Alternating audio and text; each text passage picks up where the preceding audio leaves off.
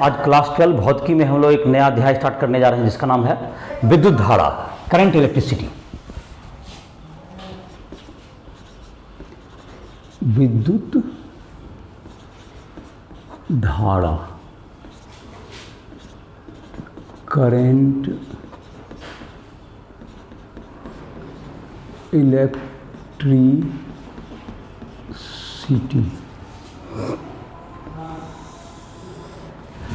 तो current electricity तुम्हारा क्या हो गया, विद्युत धारा का नाम हो गया। विद्युत धारा को हम लोग करंट इलेक्ट्रिसिटी के नाम से जानते हैं इस अध्याय को।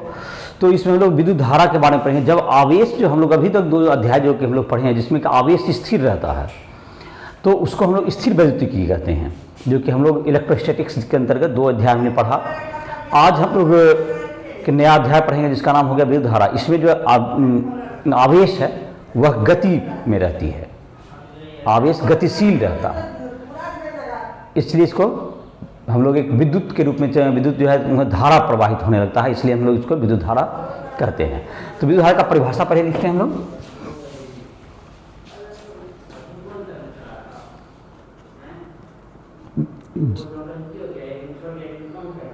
आवेश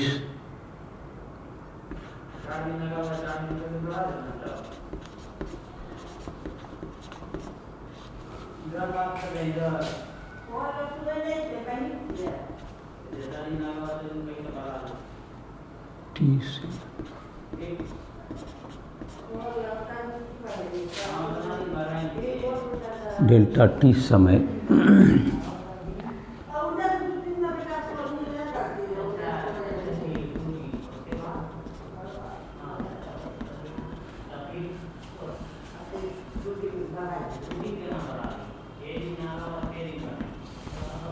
डेल्टा टी में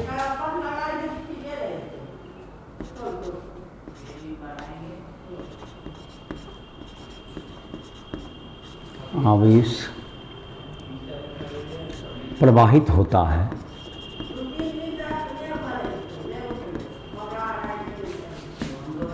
तो delta Q by delta T को डेल्टा टी समय अंतराल की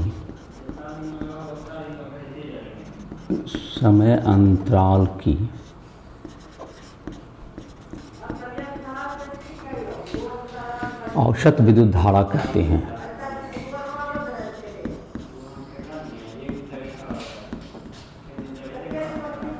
औसत विद्युत धारा कहते हैं। औसत विद्युत धारा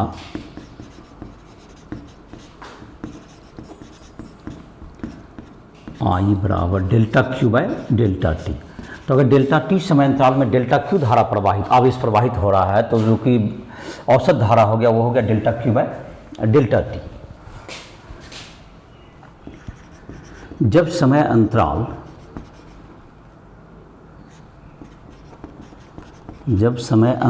डेल्टा टी छोटा हो, डेल्टा टी टेंस टू 0 हो, तो तात्क्षणिक विद्युत धारा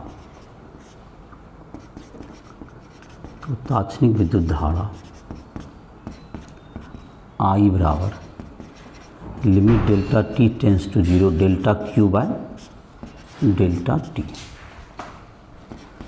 तो आई बराबर D Q by D T, I बराबर D Q by D T. तो धारा का एसआई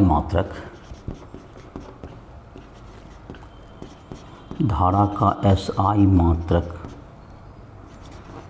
कूलम प्रति सेकेंड या एम्पियर होता है। तो D Q by D T, तो समय के साथ धारा के प्रवाह की दर को क्या कहते हैं हम लोग, विद्युत धारा कहते हैं। यहाँ पर इसका परिभाषा इस ढंग से भी लिख सकते हैं हम लोग। उसके पहले मात्रा के पहले ये लिख देते हैं, समय के साथ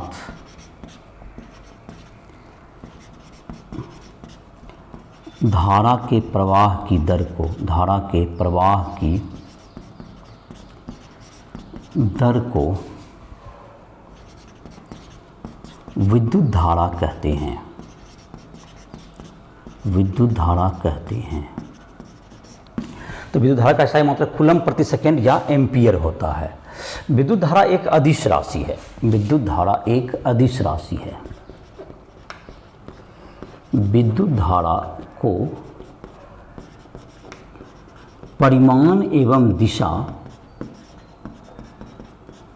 दोनों होती है,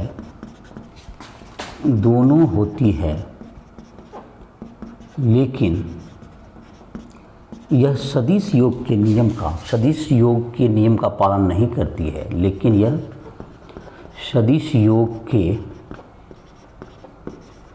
नियम का पालन नहीं करती है। इसलिए विद्युत धारा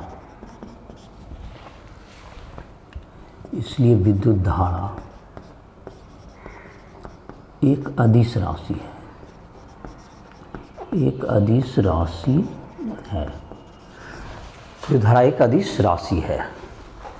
तो ये क्या हो गया तुम्हारा, विद्युत धारा तुम्हारा क्या हो गया, अदिश राशि है। यह आई बराबर समय के साथ आवेश के परिवर्तन की दर को हम लोग विद्युत धारा कहते हैं। आई बराबर dq/dt। तो विद्युत धारा का ऐसा मात्रक क्या हो गया, एम्पियर।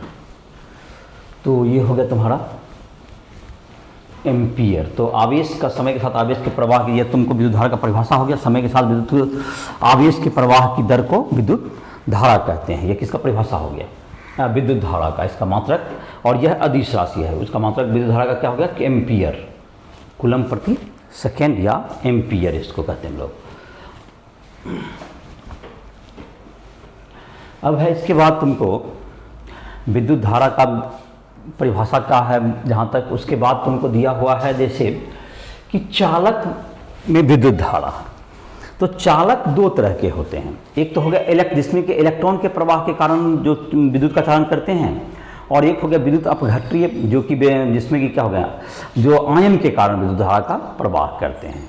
आयन के कारण आवेश का आयन इधर से उधर जाएंगे, जिसके कारण कि क्या होगा, आवेश का प्रवाह होगा, तो वह एक विद्युत धारा का उसके कारण भी चालक होगा। तो इस प्रकार से चालक दो प्रकार के होते हैं, एक इलेक्ट्रॉनिक चालक और एक आयनिक चालक, ऐसा कर सकते हैं।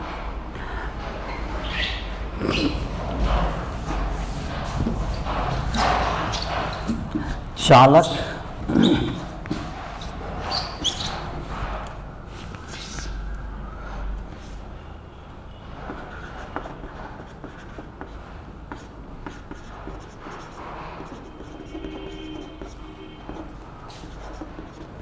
वे पदार्थ जो विद्युत धारा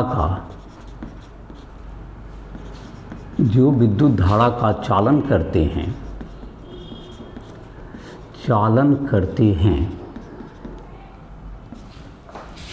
चालक कहलाते हैं।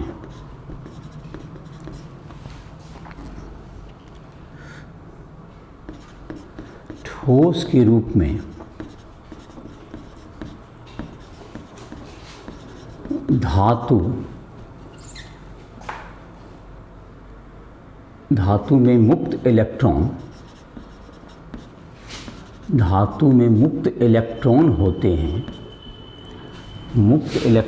होते हैं,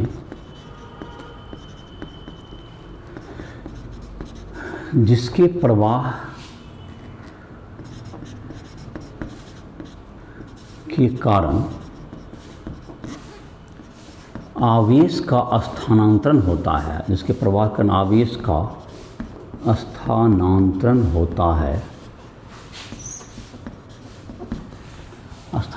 होता है।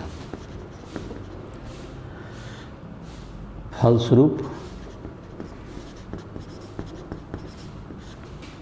वे चालक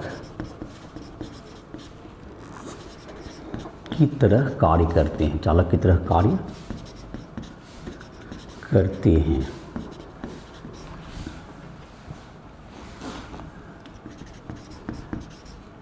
आयनिक या विद्युत अपघटनी में आयनिक जब अपने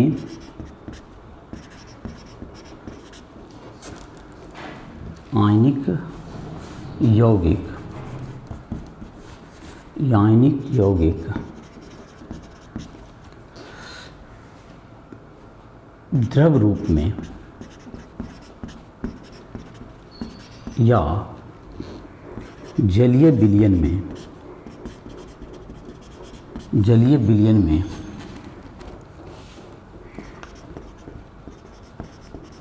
अपने आयन की गति के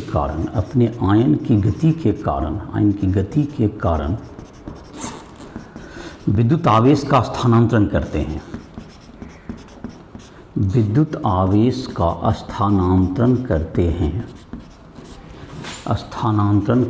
हैं।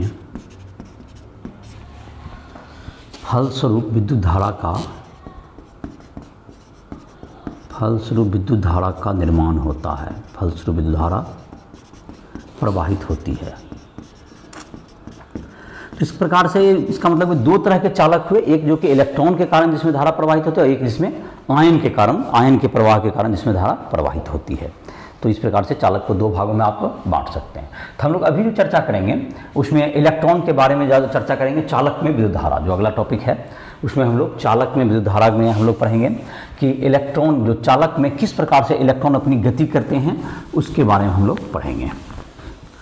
चालक में विद्युत धारा।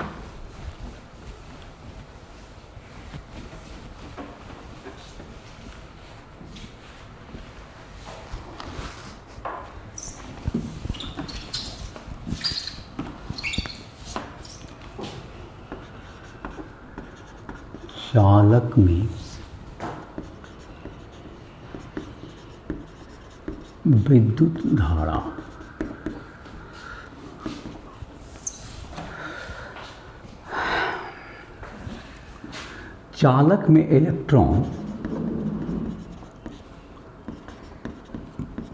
चालक में इलेक्ट्रॉन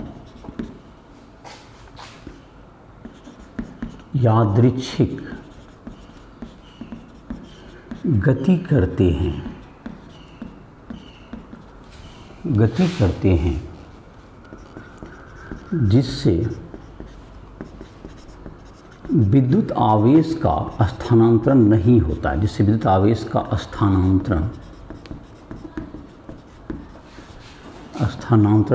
होता है,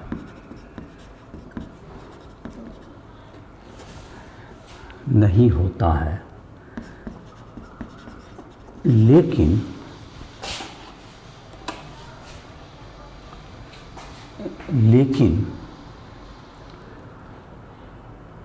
जब चालक पर विद्युत क्षेत्र आरोपित किया जाता है, विद्युत क्षेत्र आरोपित किया जाता है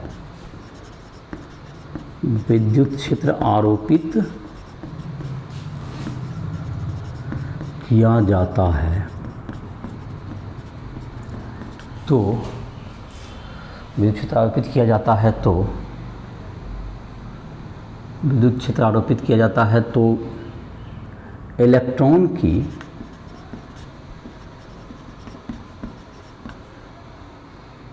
की गति विद्युत क्षेत्र के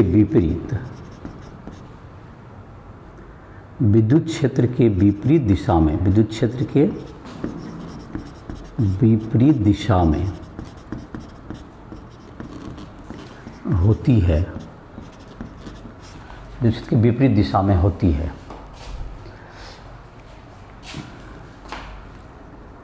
इसे इलेक्ट्रॉन का अपवाह, ब्रैकेट में इसको कहते हैं ड्रिफ्ट कहते हैं। यह इलेक्ट्रॉन का अपवाह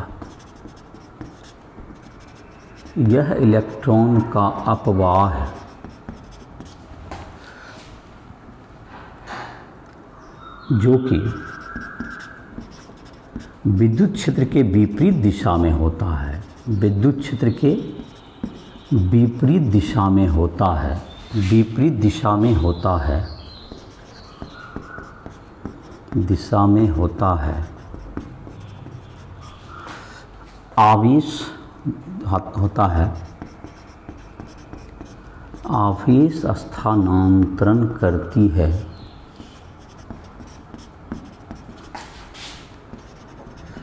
फलस्वरूप विद्युत धारा उत्पन्न होता है, फलस्वरूप विद्युत धारा उत्पन्न होता है, फलस्वरूप विद्युत धारा इसमें उत्पन्न होता है। तो ये तुमको क्या करेगा कि ये जो तुमको विद्युत धारा इसमें उत्पन्न होगा, क्योंकि जो है तुमको ये इलेक्ट्रॉन पर क्या होगा, जैसे कि इसको अगर इस गति को समझना चाहें कि इलेक्ट्रॉन जैसे किस तरह से करते, जैसे कि ए है, यहाँ से इलेक्ट्रॉन इधर गया, फिर ऐसे आया, फिर ऐसे आया, फिर इधर गया, और इस तरह से क्या हो गया तुमको इलेक्ट्रॉन यहाँ तक बी तक पहुँचा। तो ये जो इलेक्ट्रॉन हो गया इसमें ये यादृच्छिक गति है, ये अपना क्या करते रहा, जिधर मन हुआ उधर गया। लेकिन ये विद्युत क्षेत्र धारा, विद्युत क्षेत्र जब बाहर से आरोपित कर देंगे, यहाँ विद्युत क्षेत्र रहेगा, अगर विद्युत क्षेत्र इस दिशा में अगर ऐसे रहा तो देखो इसका क्या प्रभाव पड़ेगा, विद्युत क्षेत्र की दिशा ऐसा रहेगा, तो इलेक्ट्रॉन यहाँ पर है तो इसका जो गति है कुछ इधर की ओर झुकते जाएगा, इलेक्ट्रॉन के विपरीत दिशा में। तो जैसे इधर तिरछा होता था तो ये कुछ ऐसे तिरछा हो जाएगा, और फिर जैसे इसमें था तो हमेशा इसका झुकाव इधर के इलेक्ट्रॉन के विपरीत दिशा में रहेगा। और इस प्रकार ये तुमको इलेक्ट्रॉन जो है तुमको एक से बजाय एक से यहाँ पर बी न पहुँच करके बी डैश पहुँच गया, बी ना पहुँच के ये कहाँ पहुँच गया, ये बी डैश तक पहुँचा। ये यहाँ पर बी यहाँ पर होगा तो ये बी के बजाय ये बी डैश तक पहुँच गया। तो बी डैश तक पहुँच गया तो यहाँ से यहाँ तक जो बी से बी डैश तक जो कि इधर इसका जो विद्युत क्षेत्र के विपरीत दिशा में जो कि प्रवाह हुआ, इसे ही हम लोग ड्रिफ्ट कहते हैं। इस तरह का जो स्पीड हो गया। और ऐसे क्या होगा, जैसे कुछ इलेक्ट्रॉन, जैसे कि अगर ये विद्युत क्षेत्र नहीं रहेगा तो इलेक्ट्रॉन तो तब भी गतिशील है, लेकिन कोई इलेक्ट्रॉन अगर इधर से इधर जा रहा है तो कोई ऑटोमेटिक है इसके विपरीत दिशा में चल रहा होगा, तो निट जो विद्युत आवेश का प्रस्थांतर है वो शून्य हो जाएगा।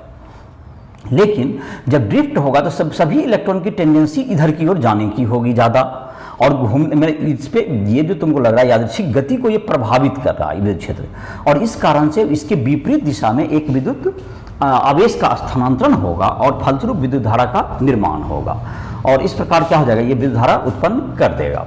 तो यह जो तुमको काम हो गया विद्युत धारा को उत्पन्न के कारण, यह तुमको जो गति हो गई इलेक्ट्रॉन के अपवाह के कारण विद्युत धारा का निर्माण होता है। और जाहिर है कि जब अपवाह गति होगी तो तुमको क्या होगा, विद्युत धारा का तुमको उत्पन्न होगा, और ये गति कब तक जारी रहेगा, जब तक बाह्य विद्युत क्षेत्र आरोपित रहेगा। दूसरा है, अगर आपका चालक क्या हो, क्लोज हो, मतलब कि अलग, अगर ये आवेश, तो जैसे कि इलेक्ट्रॉन अगर ये आवेश मान लो चालक है तो ये विद्युत धारा यहाँ पर इस एक छोर पे जमा हो जाएगा ये इलेक्ट्रॉन, और यहाँ पर इधर फिर तो आवेश रुक जाएगा। लेकिन इसको अगर हम लोग कंटिन्यूस कर दें जो कि एक सेल के माध्यम से करते हैं, जो कि बराबर क्या कर सके, ये विद्युत जो बैटरी जिसको कहते हैं हम लोग, जो उसके बारे में आगे पढ़ेंगे हम लोग, तो ये क्या करता है, ये कंटिन्यूस विद्युत क्षेत्र हमेशा उत्पन्न भी करते रहता है, और आवेश को भी यहाँ पर क्या होता है, ये इलेक्ट्रॉन के धन ध्रुव में ये जाते रहेगा, और इस प्रकार से ये न्यूट्रलाइज होते रहेगा, और इस प्रकार से हमेशा आवेश का यह प्रभाव बना रहेगा। तो अगर बाह्य विद्युत क्षेत्र तुमको बार बार क्या करें, हम लोग आरोपित किए हुए रहें, तो यह जो विद्युत जो इलेक्ट्रॉन का प्रवाह है हमेशा जारी रहेगा, और एक बंद परिपथ में आवेश का प्रवाह हमेशा जारी रहेगा, और विद्युत धारा उस चालक में प्रवाहित होती रहेगी। तो यहाँ पे लिख देते हैं इसको, जब बाह्य विद्युत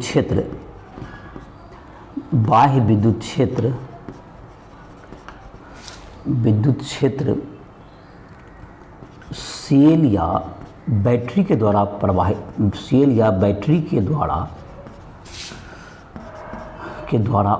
किया जाए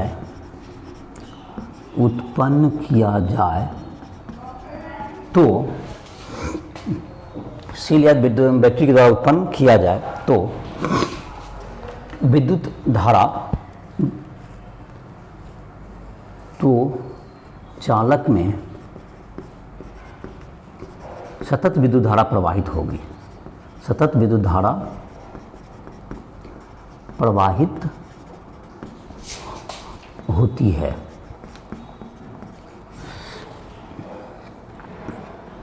विद्युत धारा की दिशा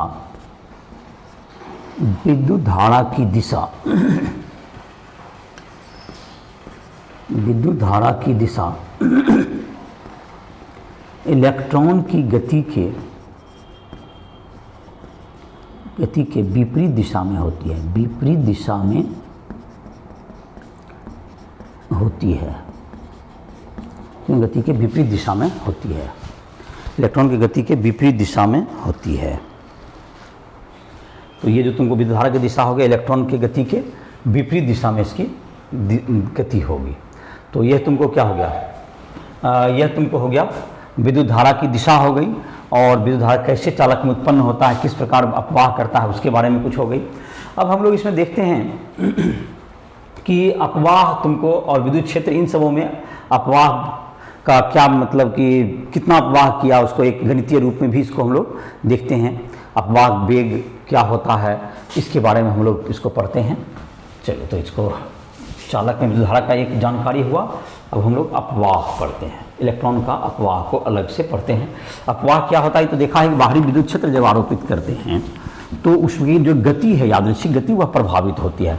अब इसको गणितीय रूप से हम लोग देखते हैं कि कितना विद्युत क्षेत्र आरोपित किया जाए तो इलेक्ट्रॉन पे कितना बल लग रहा है और किस ढंग से वह कितना उसको वेग उत्पन्न होगा, इसके बारे में हम लोग इसको देखते हैं।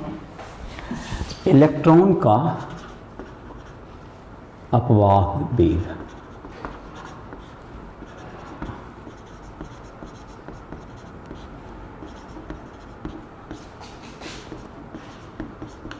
Drift velocity of electron,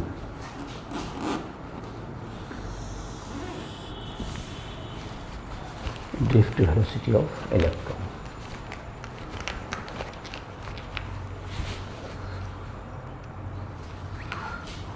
drift velocity of electron, अपवाह वेग।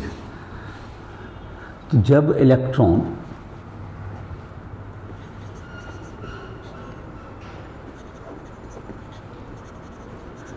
इलेक्ट्रॉन पर बाह्य विद्युत क्षेत्र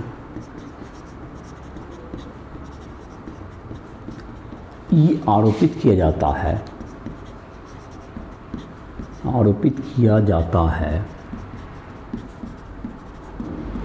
तो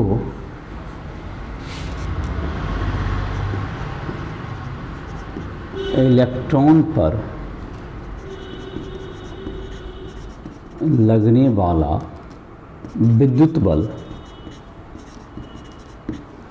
F बराबर क्या हो गया, माइनस E, इलेक्ट्रॉन का आवेश, इंटू E वेक्टर। तो यही इसी कारण से विपरीत दिशा में ड्रिफ्टिंग होता है, F बराबर E। और यह तुमको क्या, इसके कारण क्या होगा, तो इलेक्ट्रॉन का त्वरण कितना हो जाएगा, तो इलेक्ट्रॉन के मास से डिवाइड कर दें द्रव्यमान से, इलेक्ट्रॉन का त्वरण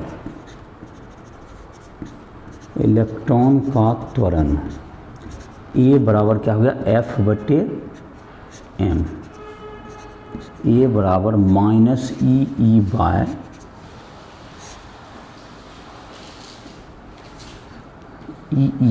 M। ये क्या होगा, त्वरण हो गया, इलेक्ट्रॉन का त्वरण। अगर यह जो आवेश होता है, यह जो इलेक्ट्रॉन है, इलेक्ट्रॉन ऐसा नहीं है कि इलेक्ट्रॉन जो चालक में है वह पूर्णतः स्वतंत्र है, लेकिन वह चालक के जो कि और अन्य जो परमाणु हैं जो कि वहाँ पर जो कि भरा हुआ रहता है पदार्थ, उससे हमेशा टकराते रहते हैं। और यह जो संघट्ट होगा, इसके कारण यह जो इलेक्ट्रॉन की गति है वह रुकती रहती है, और वह इस तरह से होती है कि वह जैसे एक इलेक्ट्रॉन क्या करेगा, इलेक्ट्रॉन लिख लेते हैं यहाँ पर, इलेक्ट्रॉन चालक के अणु के साथ संघट्ट करते हैं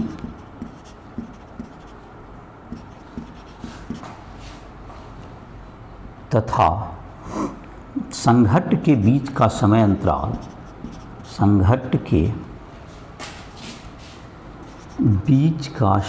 अंतराल, टाउ हो तो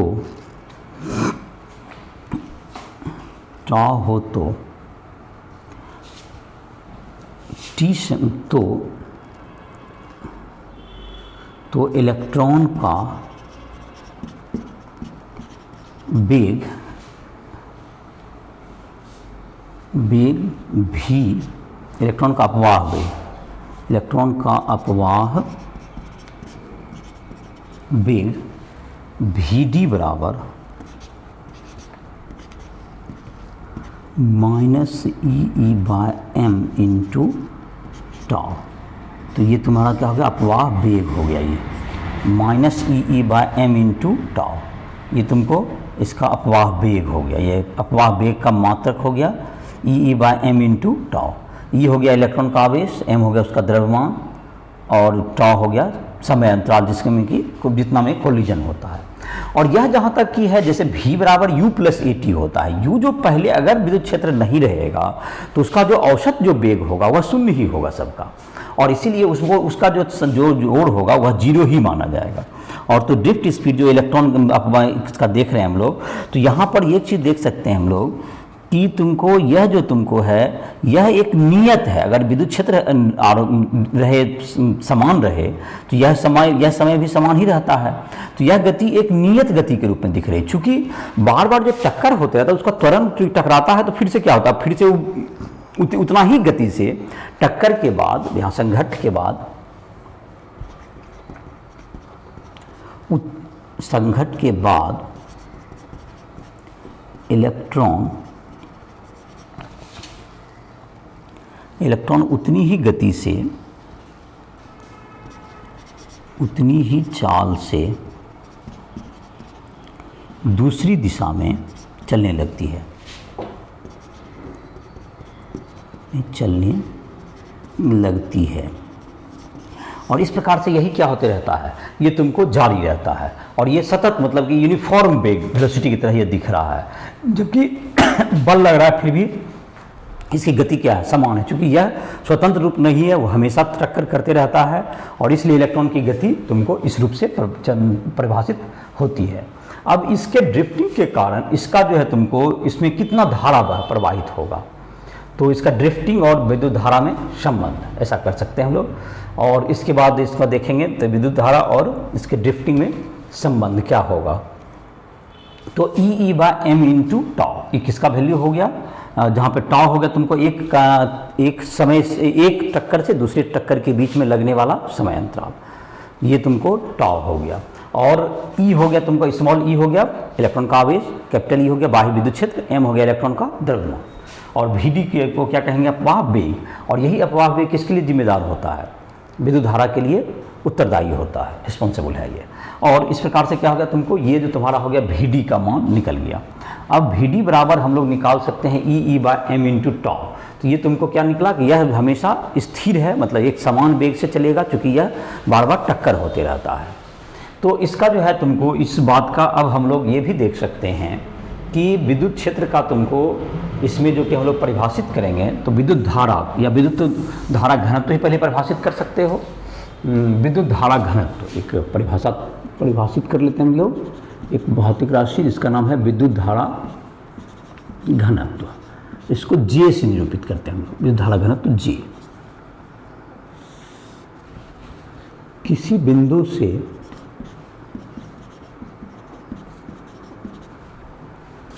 बिंदु से घिरे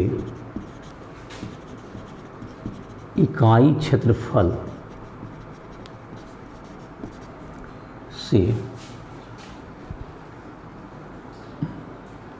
क्षेत्रफल से प्रवाहित होने वाली